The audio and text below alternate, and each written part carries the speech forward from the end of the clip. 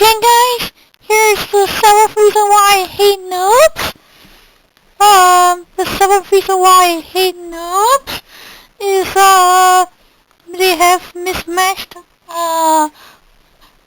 limbs, like this noob, and he has a wrong limbs, and he looks like a noob, and you can see that his body, his arms and legs do not match, and that makes him a noob.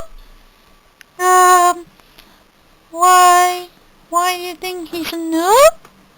I think he's a noob because he made himself purple because he's a noob, and his arms are very ugly, and here's the 7th reason why I hate noobs.